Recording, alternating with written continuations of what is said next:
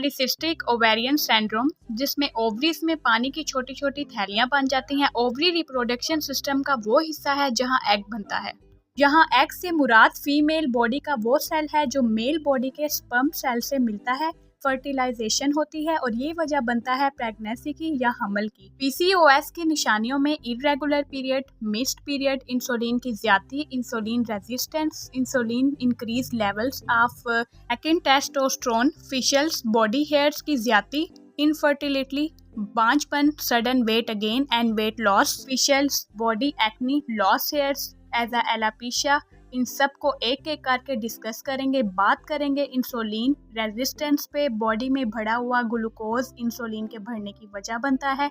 Insulin के बढ़ने से ओवरीज के थीका सेल्स जो नॉर्मल हालात में कम टेस्टोस्टेरोन बनाते हैं, सेल्स के इंसुलिन रेजिस्टेंस हो जाने पे ये टेस्टोस्टेरोन की प्रोडक्शन बढ़ा देता है। बढ़ी हुई इंसुलिन दो हार्मोन्स को टारगेट करती है। एक है pituitary glands, increase levels of utility hormones, insulin LH की प्रोडक्शन बढ़ा देती है जो वजह बनता है ज्यादा टेस्टोस्टेरोन की या रिप्रोडक्शन की। यहाँ राय में ताज़ादात पाया जाता है कि कुछ स्टडी के मुताबिक टेस्टोस्टेरोन इंसुलिन बढ़ा देता है और कुछ जगह पे लिखा गया है कि बढ़ी हुई इंसुलिन चूंकि टेस्टोस्टेरोन में कन्वर्ट हो जाती है, लिहाजा बढ़ी हुई इंसुलिन पीसीओएस की वजह है, ना कि पीसीओएस की वजह से इंसुलिन बढ़ती है। एथिन वे वजूहात में ईटिंग पैटर्न्स का सही होना, एबनॉर्मलाइज्ड जेनेटिक्स, इडियोपैथिक्स की वजह पता ही नहीं, ये सब बताया जाता है जो बात समझने की हद तक तो ठीक है, लेकिन हमारे इख्तियार में सिर्फ ये है कि हम बीमारी के इलाज पे फोकस करें। इसमें तीसरा हार्मोन्स है सेक्स हार्मोन्स, बाइंडिंग ग्लोब्यूलिन, जो नॉर्मल हालात में टेस्टोस्टेरोन से बाइंड करता है और इसे टारगेट सेल्स तक ले जाता है।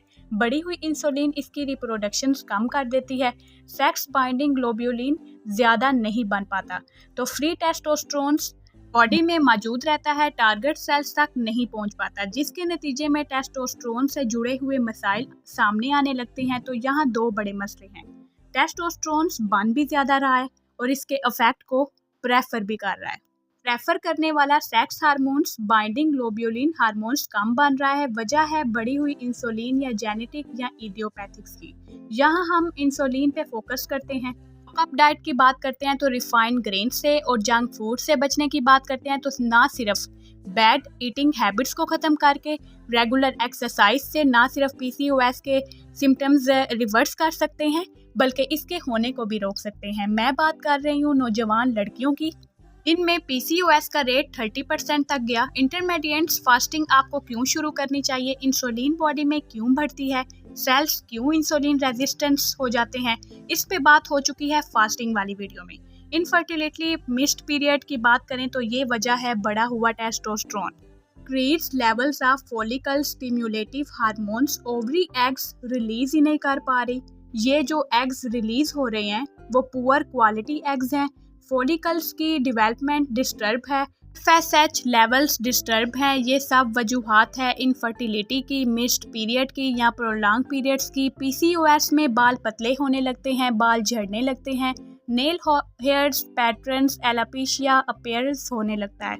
इसकी वजह अगेन बढ़ा हुआ टेस्टोस्टेरोन है, डीएचटी में कन्वर्ट हो जाता है, बालों की जड़ों में क्लासिफिकेशन होने लगती है। वजन कम होने की बात करें तो बढ़ी हुई इंसुलिन ही नहीं ग्लूकोज और मेटाबॉलिज्म को स्लो डाउन करती है। सेल्स इंसुलिन रेजिस्टेंस हो जाने पे एसेंशियल न्यूट्रिएंट्स में नहीं जा पाते तो वजह बनता है वेट लॉस की, बॉडी फैट की और मसल्स को ब्रेक डाउन करने लगती है। वजन बढ़ने की बात करें तो बॉडी में बढ़ा हुआ ग्लूकोज बॉडी में मौजूद शुगर फैट कन्वर्ट हो जाता है, जिसके नतीजे में वजन बढ़ जाता है। अब इसमें हार्मोन्स इनबैलेंस्ड हर केस में डिफरेंस होते हैं, इसलिए कुछ लोगों में हमें वेट अगेन देखने को मिलता है और कुछ में weight loss. Insulin levels resistance irregular hormonal ovulations, individuals levels कम करने के लिए, मेंस्ट्रुअल साइकिल रेगुलेट करने के लिए, एंडोमेट्रियल कैंसर से पेशेंट्स को बचाने के लिए सिम्टम्स और हिस्ट्रीज देखते हुए ट्रीटमेंट प्लान तरतीब दिया जाता है, क्योंकि डीसीईएस का हर केस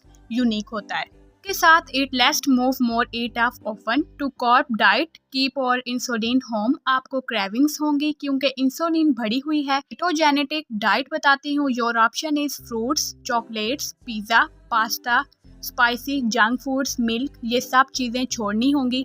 चैनल पे आने का बहुत शुक्रिया। आपसे मिलती हूँ नेक्स्ट वीडियो में। अल्लाह हाफिज़।